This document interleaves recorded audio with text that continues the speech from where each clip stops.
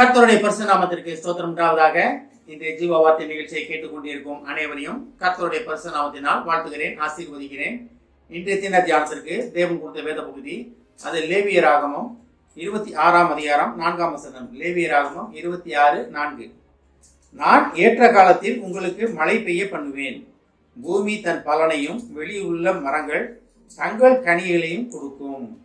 இன்றைய தினம் இதை கேட்டுக்கொண்டிருக்கும் அனைவருக்கும் ஏற்ற காலத்தில் ஆசீர்வாதமான மழை பெய்ய போகிறது. தேவனுடைய திட்டம் அதுதான். நீங்கள் ஆசீர்வாதமாக இருப்பது தான் தேவனுடைய திட்டம். போராட்டங்கள் இருக்கும், கஷ்டங்கள் இருக்கும், ஆனாலும் அதைக்கு மத்தியிலும் நீங்கள் ஆசீர்வாதமாக இருப்பது தான் தேவனுடைய திட்டம்.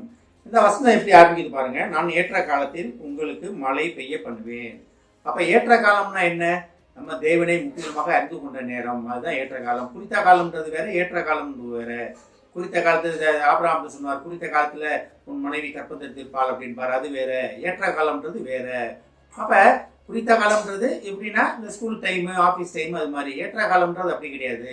நம்ம தேவனுடைய திட்டங்களை அறிந்து கொண்டு அவர் நம்மளுடைய அழைப்பை, நம்மளுடைய காரியங்கள் என்ன என்பதை அவரிடத்தில் கேட்டு தெரிந்து கொண்டு நம்ம அந்த தேவனுடைய திட்டத்தில் நம்ம அமரும் போது தான் ஏற்ற காலம்.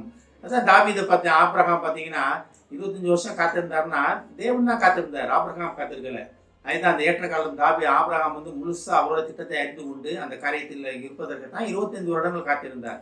அப்ப ஏற்ற காலம்ன்றது குறித்த காலம் வேறு. அப்ப ஏற்ற காலம் இப்பொழுது வந்துவிட்டது. உங்களுக்கு தேவன் உங்களை அறிந்து கொண்ட காலம், நீங்கள் தேவனை அறிந்து கொண்ட காலம் இப்பொழுதே வந்துவிட்டது. அது சமீபமாக இருக்கிறதுன்னு சொல்ல மாட்டேன்.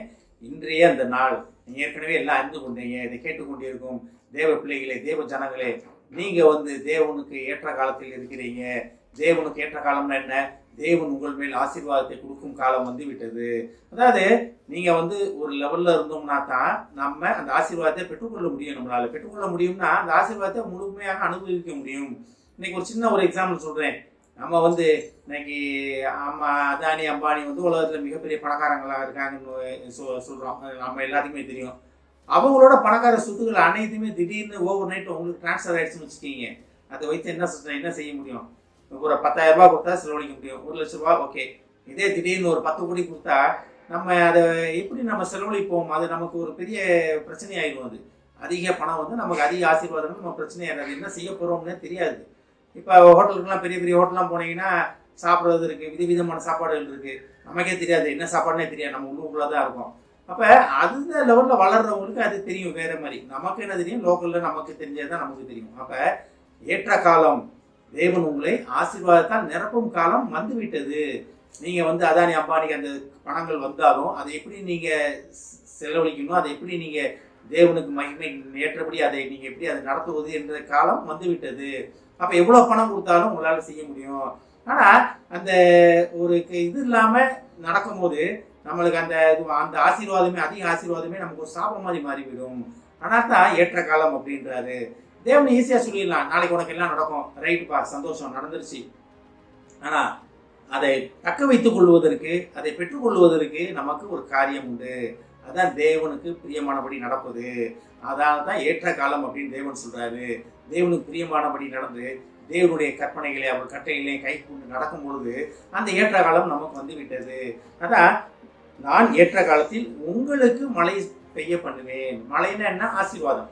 அந்த ஆசீர்வாதமான மழை உங்களுக்கு பெய்ய போகிறது. ஆசீர்வாதமான மழை எப்படி இருக்கும் உங்களுக்கு? வானத்தின் பலகணிகளை திறந்து இடம் கொள்ளாமல் போகும் மட்டும் நிரப்ப மாட்டேனோ. அப்ப தேவன் உங்களை இடம் கொள்ளாமல் நிரப்புவதற்கு அவர் ஆவலாக இருக்கிறார்.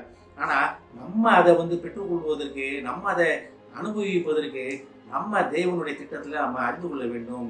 தேவன் எதற்காக இதை கொடுக்குறாரு, எதற்காக இதை செய்கிறார் அப்படின்னு நம்ம அறிந்து கொள்ள வேண்டும். இதை கேட்டுக்கொண்டிருக்கும் தேவ பிள்ளைகளே, ஏற்ற காலம் உங்களுக்கு வந்து விட்டது. இன்றைய தினமே இந்த ஏற்ற காலம். தேவனை பற்றும் அறிவில் நம்ம இன்னும் வளர வேண்டும். வளரும் பொழுது தேவன் ஆசீர்வாதமான மழை பெய்த அந்த ஆசீர்வாதத்தை நம்ம பெற்றுக்கொண்டு தேவனுடைய திட்டத்தின்படி நம்ம நடப்பதற்கு நம்ம ஆயத்தமாவோம். அது தெரியாதனால தான் நமக்கு எவ்வளவு வந்தாலும் கையில நிற்க மாட்டேங்குது. எவ்வளவு லட்சங்கள் வந்தாலும் சரி, எவ்வளவு சம்பாதிச்சாலும் சரி, அது ஏன் கையில நிக்கல, ஏன் கடன், ஏன் பிரச்சனை அப்படின்னா அந்த தேவனுடைய ஆசீர்வாதம் அது எப்படின்றது நம்ம புரிந்து கொள்ளாதனால தான் எல்லாம் என் கை சம்பாதித்தது, நான் என் திறமையில சம்பாதிச்சேன்னு எல்லாம் சொல்றதுனால தான் அது வந்த வழியில அது இன்னொரு வழியில போயிடுது. ஆனா தேவனுடைய ஆசீர்வாதம் வந்து நிரம்பிக் கொண்டே இருக்கும். அதை யாராலையும் கை எடுக்க முடியாது, யாராலையும் அதை கைப்பற்ற முடியாது. இதை கேட்டுக்கொண்டிருக்கும் தேவ ஜனமே, ஏற்ற காலம் உங்களுக்கு தேவனோட ஆசீர்வாதமான மழை உங்களுக்கு பெய்ய போகிறது. நீங்களும் உங்கள் குடும்பமும் தேவ ஆசீர்வாதத்தை நிரப்ப போறீங்க. இந்த ஏற்ற காலம் இன்றைய அந்த ஏற்ற காலம், அதை மட்டும் விசுவாசிங்க. ஆமென். ஜெபிப்போம். எங்களை அதிகமாக நேசிக்கும் அன்பின் பரலோக பிதாவே, நான் ஏற்ற காலத்தில் உங்களுக்கு ஆசீர்வாதம் மழையை பெய்ய பண்ணுவேன் என்று சொன்ன மகா கிருபையான வார்த்தைக்காக நன்றி ஆண்டவரே.